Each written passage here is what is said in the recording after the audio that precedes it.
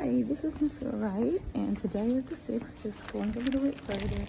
And today is actually the month, as you see, is Discover Her Story during Women's History Month. So, we're talking about women in history, and this book here, it's a really nice book. It's Miss Chloe. It's a book that by Toni Morris and AJ Riddell. This is a book that I wrote along with, I wrote, and it talked about a friend of mine's at the time. This is remembering my past and what happened in my past and things and accomplishments I achieved in my past. This is just one of it. And I happened to be walking past the Detroit Public Library, and I walked past to see the Women's Month, the Women in History, and see the book, and I'm like, oh my God! I walked right to it and just remembered it, and like this quote here is, it says, if you let a black girl loose in a library, you may not recognize the woman who emerges. And this is from Miss Chloe. And that was like me, the writer of the book, the story writer.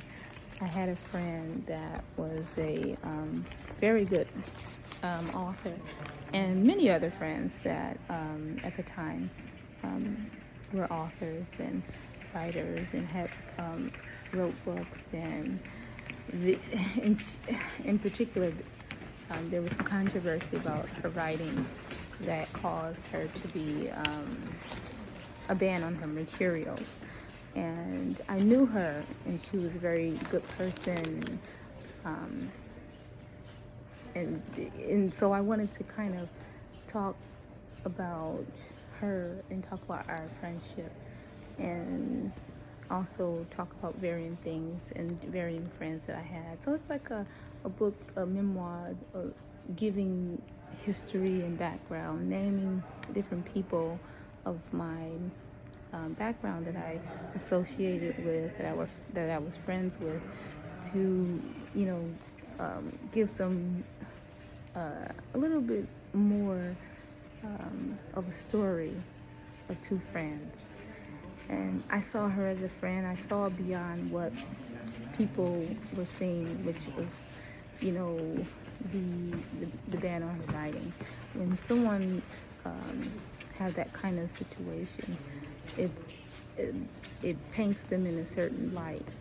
And I wanted to show the world through my writings, the true light that I saw in her, the true goodness in this true person. Because when someone bans you, it's like your voice is mute, and you don't have an opportunity to express yourself. And if you're an author and that's what you do for a living, it's very hard for you to come from that situation.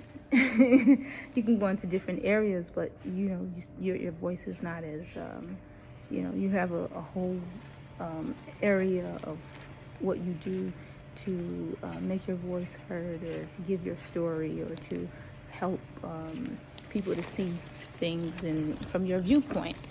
And when that is no longer available, then you pretty much close off. And people who are around you and know you personally or worked around you can see the person that you are.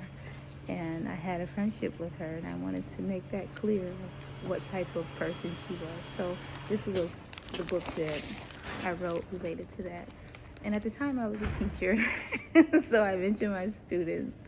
I mentioned Princeton and different schools that I attended when I was younger, before the advent of the surgery, the brain surgery, and the aneurysm that occurred. I was very, very, I had a very was very astute and educated, and I went to many schools. I was very, I guess it's like a child prodigy, but even more advanced than that, and my learning ability.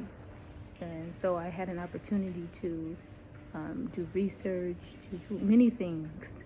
I haven't even touched on it, but I just want to give you a little bit about more details about this, and then later on I'll give you more details about my past, my life, and things that I achieved as well. So again, I picked it up, and it's Detroit Library and library. I have my accent. Your accent. You say library, but it's library. They can get clear English. So this is very nice to see this today after all these years, and it's very nice that I was able just to walk up to it and recognize it. No research, no nothing, just like, oh my gosh. I'm very happy about that. So that says a lot about my memory, being able to now recognize things.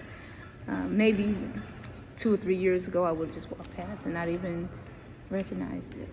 So I'm happy about that. And I'm happy to share that with you all. Have a good day. Bye.